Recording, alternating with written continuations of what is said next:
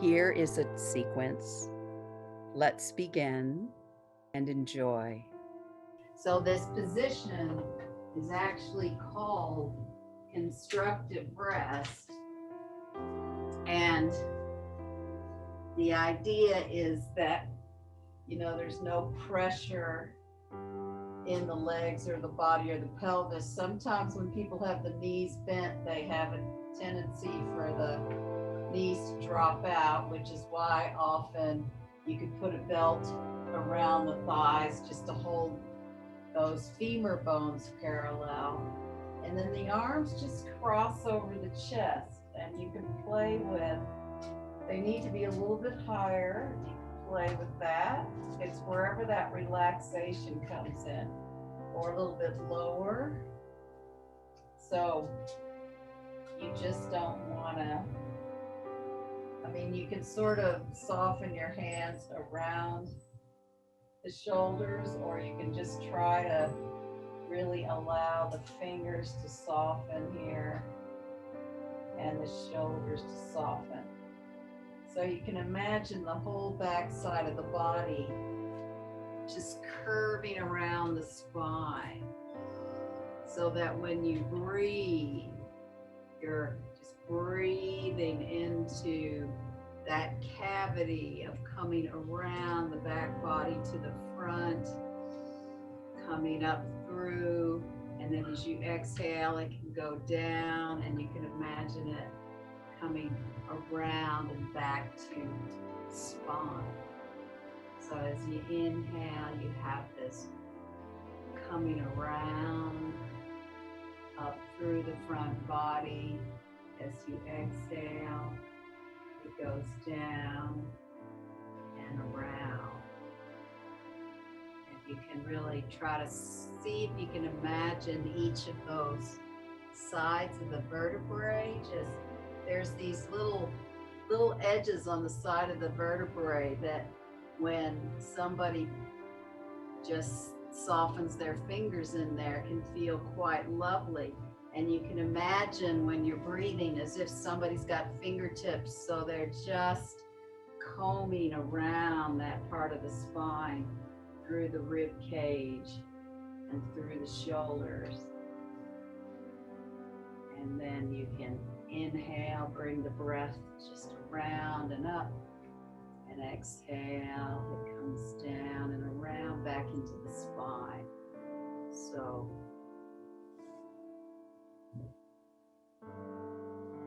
and see if you can really find that softness in the shoulder blades. And one of the images you can do here is imagine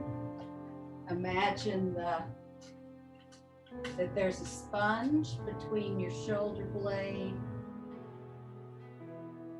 and your back, and so that when you inhale, it's really filling with water, so that can create a little space. So see if you can imagine these sponges between your shoulder blades and your back, so that they really fill up with water and really spread into that. And as you exhale, it softens, so that you're starting to create space between the shoulder blades. And then release this position, and because we're already down here, we'll just do a nice stretch with the arms, so you can bring the right elbow under the left into Guru Dasana arms, and then you can stretch them over your head to feel where the stretch goes. I can actually reach my hands down here, but if you can only bring the hands here, bring the hands to your shoulders, and then stretch it up, and then you can stretch it down. If you've got the hands here, you can really lift over, and then you can really bring it down. Oh, I got a nice crack between my shoulder blades, so you might too. It feels actually very good. So just a little gentle movement of stretching it overhead, and and then bringing it down. And then release the arms and bring the left elbow under the right. And if you need to keep the palms on your shoulders, you do it this way. You stretch it towards the forehead and then down towards the chest. Or if you can hold as much of the arms as possible, even if you have to have a little space between the arms, you can stay here and do this lifting and lowering. So if you can do the full one, you can really squeeze the arms together and lift them overhead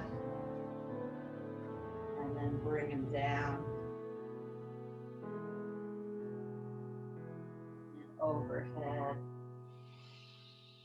and bring them down. And then release the arms. And we're going to take the right ankle over the left thigh so it goes towards the knee. And you can either take the hands just behind the thigh, or if you want, you can bring them on your shin. But you don't want to bring the knee up towards the chest. You want to have the knee away from your shoulder. So we're getting a bit of an outer hip stretch here.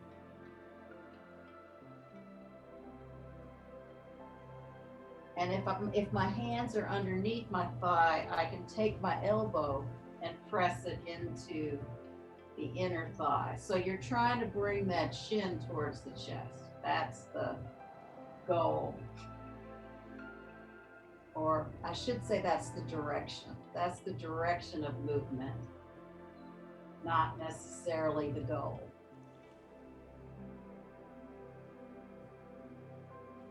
And then release that side, and then bring the left ankle over the right and bring the hands either to the thigh or the shin, keeping the knee away from the shoulder.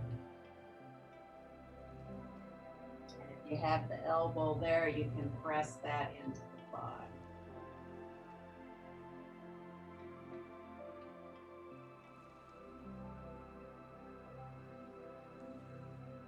And then slowly release. So you've got the feet on the floor. You can bring your hands down next to your hips. And then you can inhale the knees into the chest.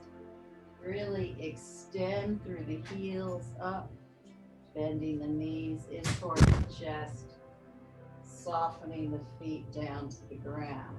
So inhale, straighten. Exhale, bend down. Then you can also change the arms and bring them under your head, and or you can also, if you want more intensity, bring them overhead. So whatever suits you. But most of the action is in the abdominals and also through the legs. So you really soften the legs down. You don't like drop them down. You soften the legs down and then bend and straighten.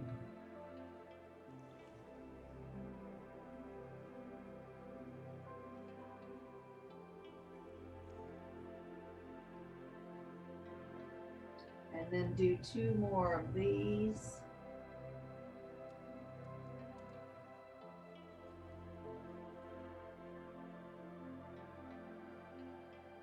And then bring the legs down and bring the right leg up and straighten that leg.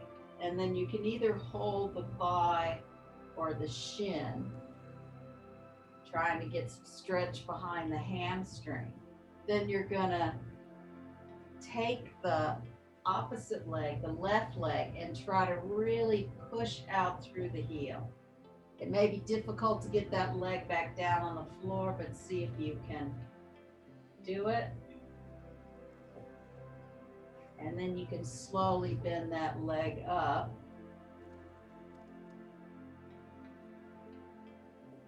And then slowly stretch it down.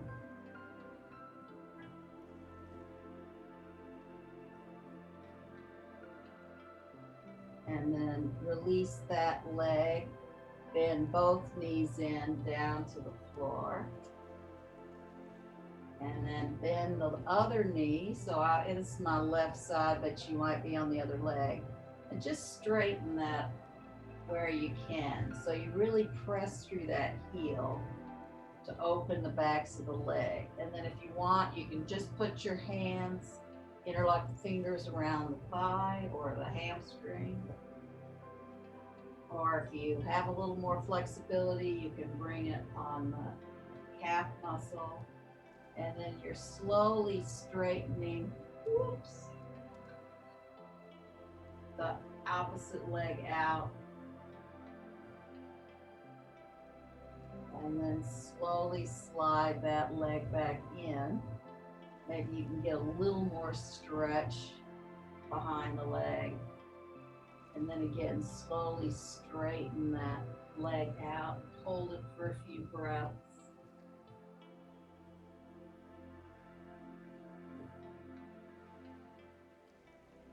And then bend the legs in. You can put the feet on the floor if you want to press up the heels and just shake out the pelvis.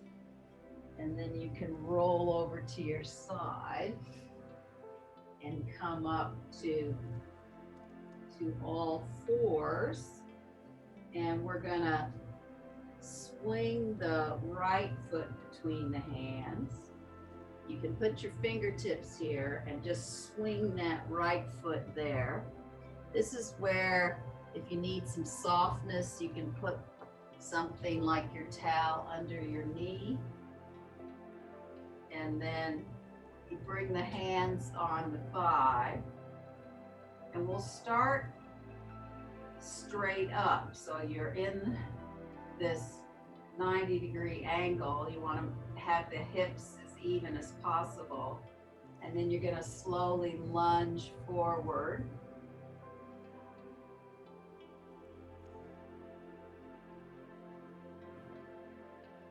Really need to keep lifting the abdominals. And with your hands here on the thigh, you can keep the chest open, really press down with a bit of weight into that thigh. But you want to make sure you're not elevating the shoulders or rolling them forward. You want to keep that chest lifting forward.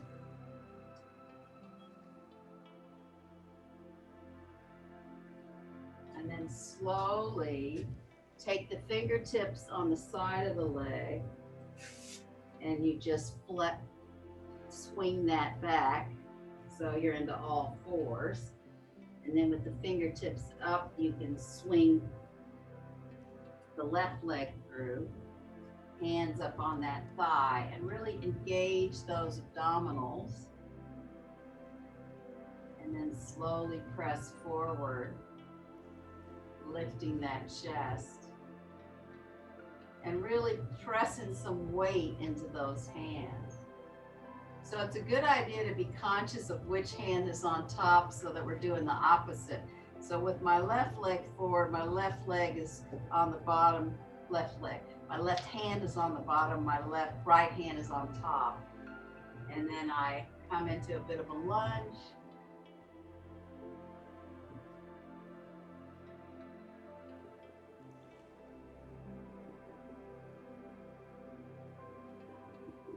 And then I come up, bring the fingertips down, swing the leg back, and I spread my hands down under my shoulders.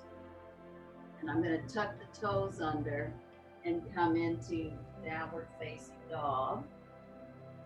So you may have to walk the hands a little more forward or walk the feet back a little bit, just to find that sweet spot of your positioning in downward facing dog. And you can play around with it a little bit. What if you bring the feet more forward? That's more of a shorter dog. I guess we have short dog and long dog.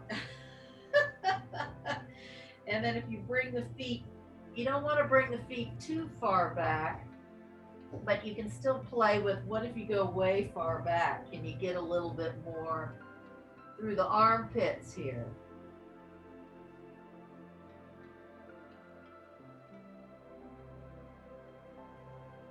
And then bring the knees down and go into big toes together, knees wide. And you can really walk those hands forward so that you can get length through those sit bones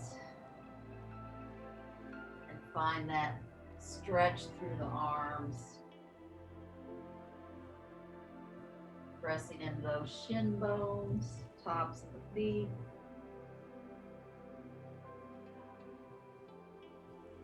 And we're going to try some poses through downward dog, where it's really nice to have blocks, but it can be done without blocks. So I'll demonstrate before we begin the series of them. But with blocks, it just gives you a little bit more lift. So how we're going to do it is you're going to be in downward dog, then you bend the legs and you jump 1 foot forward, and then you'll extend the back foot long, and then I'll take you into some poses. But if you don't have the blocks, do the best that you can with the hands on the mat. So come into the downward dog and find that sweet spot if you can, and then jump the right foot forward if you can, and then extend that left leg long behind you, and then come into triangle pose. I love doing these with the block, but if you don't have the block, I guess I'll show you poses both with and without the blocks. And then if you want, the top arm can come up. You can bring it up. And if you're okay in the head and the neck, you begin that twist from the abdominals to then bring the head to look up to the top hand. Now to come back out of pose, you're going to bend the front leg. You're going to lift the back foot up and jump back into downward dog. Now again, if you can't do this, you can do more stepping and see how you go. And then for the second side, I'm going to jump my left foot forward, and then I'm going to extend my right leg long behind me and come up into Utthita Trikonasana, extended triangle pose. And then if you can engage those abdominals, turn and look to the upper hand.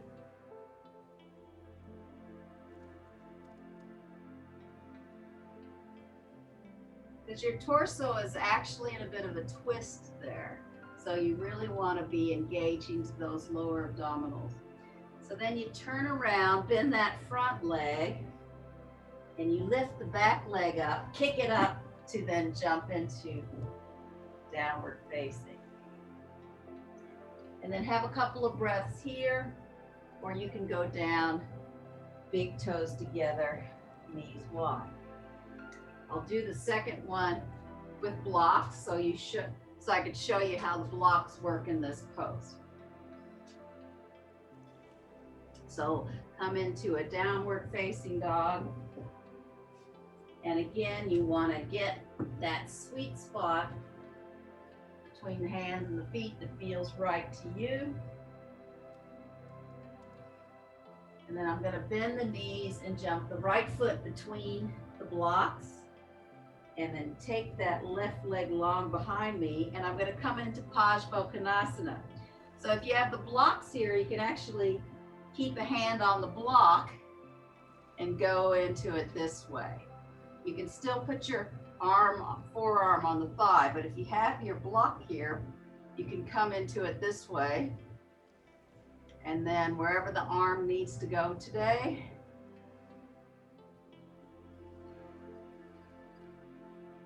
you're okay in the neck, you can look under the armpit.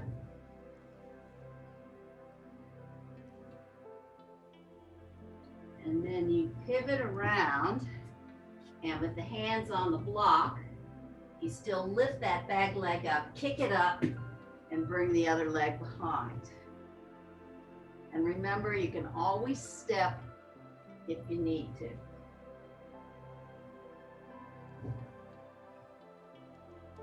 Then bend the knees again and jump the left foot forward and the right foot long behind you. And either the forearm can come on the thigh, or you can use the block, and then the arm can be up or down or up and over.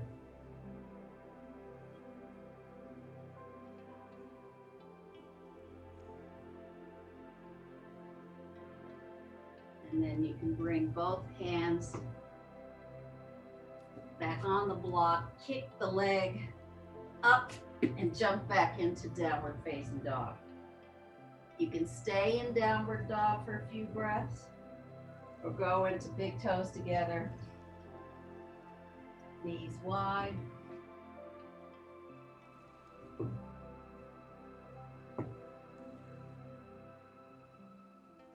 And then come up again and come into downward dog. I like using the blocks for the next pose because it's very helpful. But anyway, if you don't have them, don't worry about it. Come into downward facing.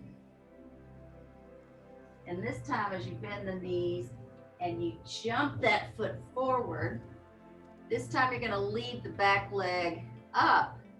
So as you lift that leg up, straighten the bottom leg.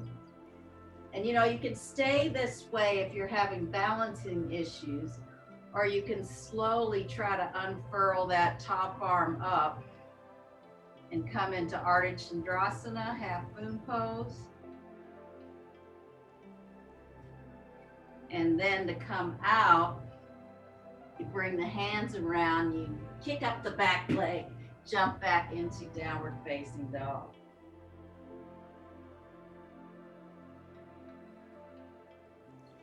And then you bend the knees, jump the left foot forward. And then you're slowly lifting the back leg up, straighten the bottom leg. You can stay with the hands down if you need to, working on the legs, or the top arm can come up.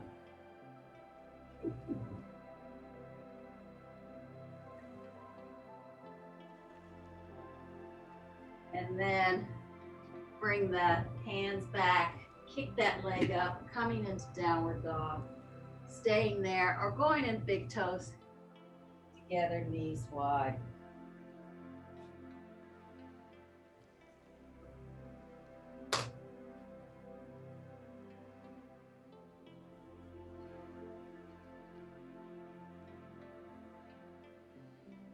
And then I'll be nice and put the blocks off to the side and show one without the blocks. And slowly come into downward facing dog.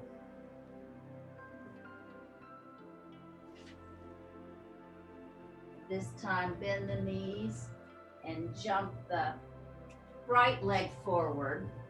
Now this time you're going to take the back leg, and you can really see what's going on in the relationship with your feet so that the left toes are pointed forward. Then you can walk the hands up the shin and come into Purvottanasana. And wherever your body is, you can even have the hands here on the thigh. Or you can have them on the hips, trying to work the hips so you can straighten those legs. And then you'll bend that front leg, kick the back foot up and bring that foot to meet it. A couple of breaths here.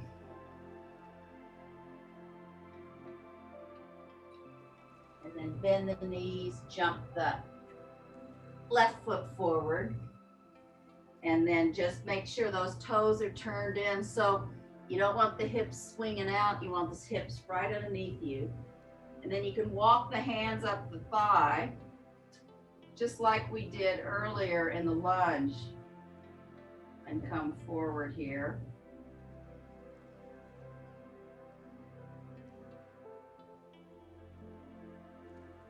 And then bend that front leg. Kick the back leg up and bring the front leg to meet it. A couple of breaths here, or go down and have a few breaths into big toes together, knees wide.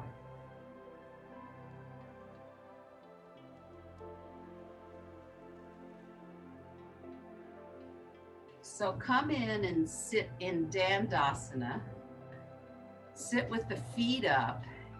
And when we sit in Dhanurasana, you really need to use the thighs, and then see if you can imagine those little toes really coming back so that your feet are not sickling. So that would mean that they go kind of like this.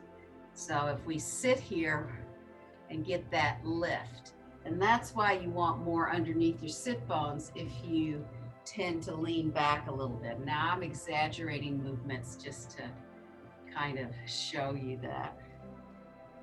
And then we're going to do easy cross legs to start with. So bend the knees, put the left shin behind the right. Bring the hands on the thighs, because this is a nice way to get some weight here. And you're trying to keep the ankles open so the feet are like flexed to the outer edge of the mat. And then here you can start to walk the hands forward. And you can just stay here if that works for you. If you want to go deeper, you can really pull on the mat, lift the chest forward, walk the hands more. And you can do this a couple of breaths. You know, you can stay for a few breaths, get your body used to it, and walk the hands a little further, lift the chest up, and then soften the forehead forward.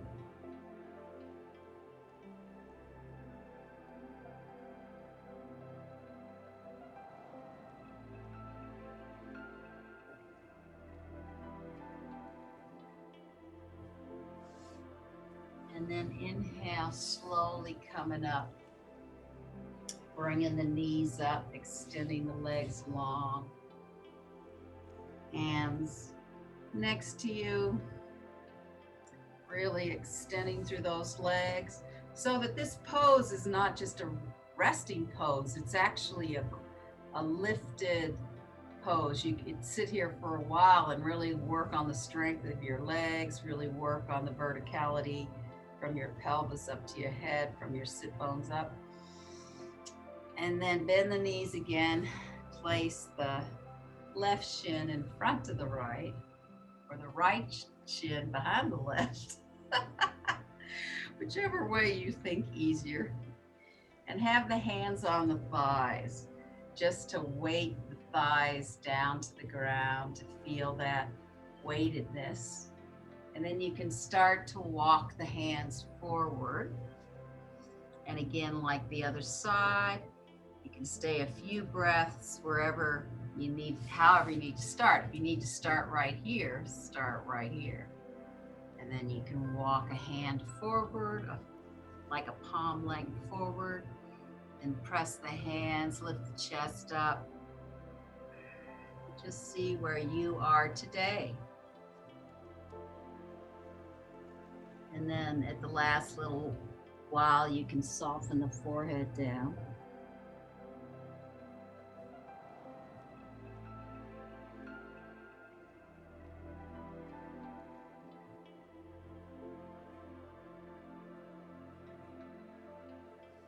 And then slowly walk the hands back up. Bring the knees up And then straighten through the legs into Dhanurasana staff pose. Now, again, we're going to bend the knees, place the left one down. Now, might be a little more challenging for you, but where you can start with this is just the little rocking the baby of opening the hips. I used to do this when I taught kids because they love things like that.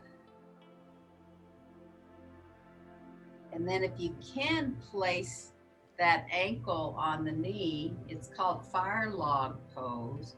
But if you need it, like here, that's okay too. So if you need to lift that knee up, that's fine because it's wherever your hip is. You could also take a block or a pillow and put it underneath. Something like this for support if that's what you need. So those are some options depending on your hips. And again, bring the hands to the thighs if you can, wherever you are in this pose. And then again, you can start to walk the hands forward. You may not be able to go as far, and that's okay. It's all about letting the hips soften, not about forcing. It's never about pushing and forcing. It's just trying to see where you are. After a few breaths, you might be able to go a little bit further into the stretch.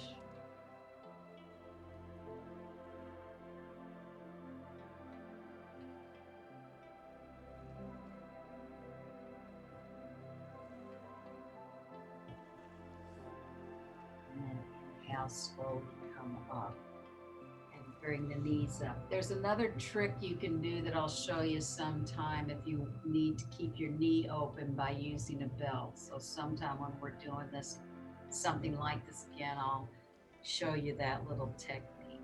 And then straighten the legs out. You may need to rock back and forth on your sit bones a little bit. Hands next to you, getting that lift in the chest. Then bend the knees again and place the right shin down, and then holding the left leg, rocking the baby. I mean, there's different ways you can do it. You can bring your hands through and kind of do that as well, but it just depends on your body. So there's something really nice about just rocking the baby, opening up that hip, that thigh socket a bit more, or that stretching underneath here, and then bringing that foot down.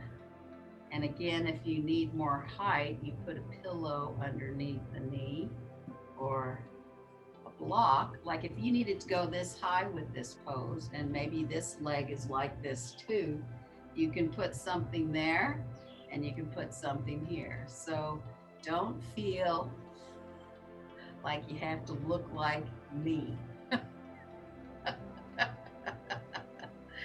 And then bring the hands onto the thighs. And then slowly walk the hands forward. And a couple of breaths wherever you can land today in this pose.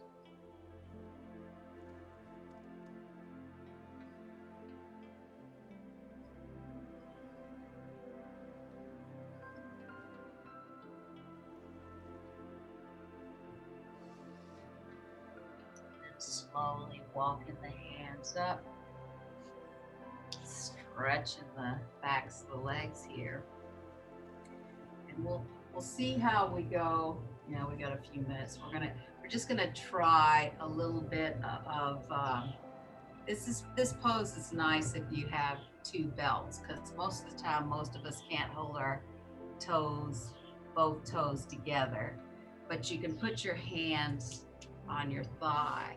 So see if you can hold the right toe and just bring it back. And if you can't hold the left toe, while you do this. We're going into the archer pose, but I don't know if I'm open enough to do this fully, but, or at least I can try to hold on to my toes and I can come here. So we'll just do it here. Just keep those shoulders open. Eventually the foot is out here, but right now we're just gonna do it this far today. And then slowly bring that forward. And one day we'll work on a class where we try to do this pose more fully. So it's holding the big toes, but you can, like I said, bring the hands to the shins, but it's nice to hold the big toe to bring it back and just bring it back to where it can go. Like I said, eventually it goes out here, but also you're holding on to this toe. So it is a little bit of a challenge. And then slowly bring that down and back to Dandasana. And just sit here for a few breaths. See if you can soften the forehead. And then take whatever you need today for Shavasana. It can be feet up the wall, feet in a chair. It can be pure Shavasana, just lying down flat. Arms next to you, feet come out. So that's one option. Or you can keep the knees bent or put something under your knees if you want a little more release in the lower spine. Or you can, like I said, feet up the wall or go into, put your legs up a chair. So whatever your pose you're in, just allow yourself to notice your spine as your spine is into whatever parts of your spine are on the mat, on the floor. See if you can imagine the edges on the outer part of the spine are softening.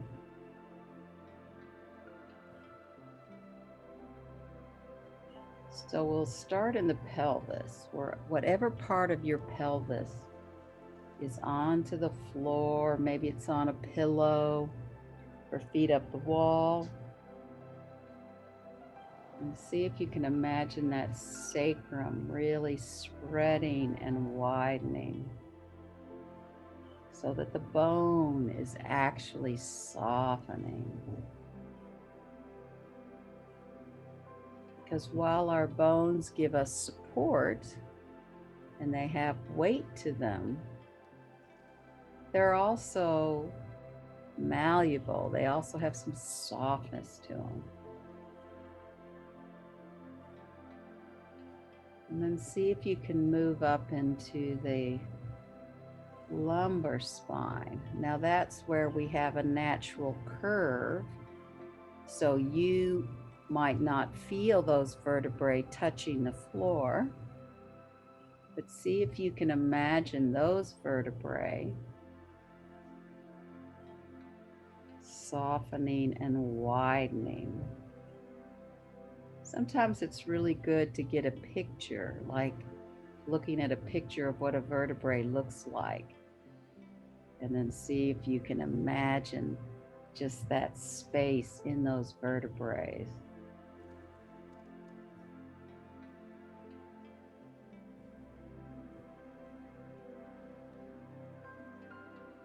And then we'll move up to the larger part of your spine, which is your thoracic spine, which is behind your rib cage, and it goes up between your shoulder blades.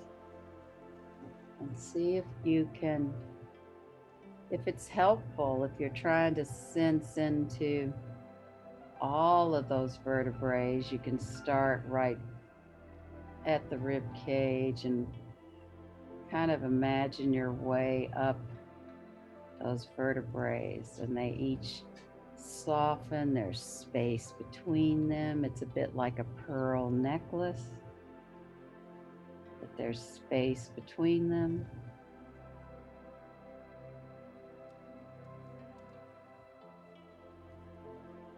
And then as you move up into the shoulder blade area, you can feel the shoulder blades widening away from each other.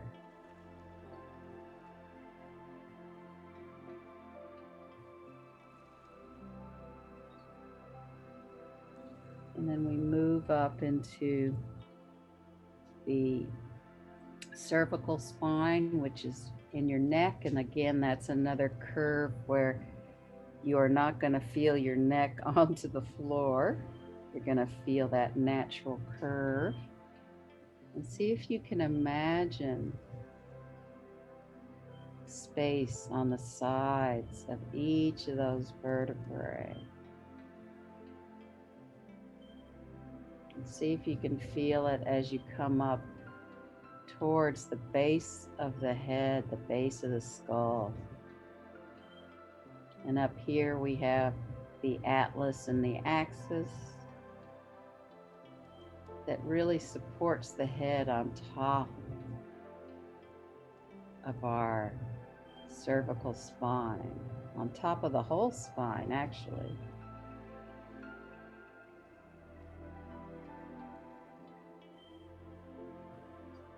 And see if you can feel the base of the head softening.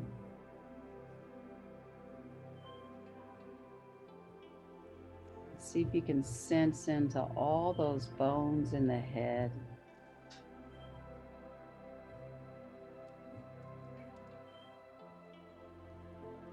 Allow all the bones in the head to start to soften, including your jaw, the cartilage in your nose, the bones around your eye sockets, cheeks.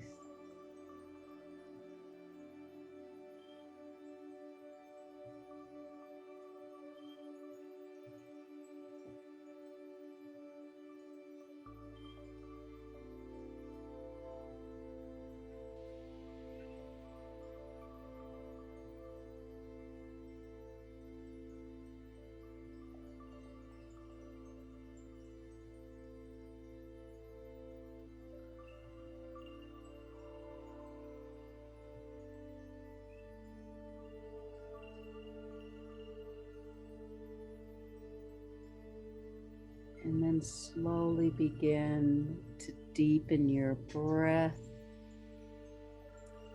And you can stretch through your toes, your hands, your fingers, your feet, finding a little bit of movement. And then you can take a deep breath and really stretch the body before you come up and find your way as effortlessly as possible up to sitting.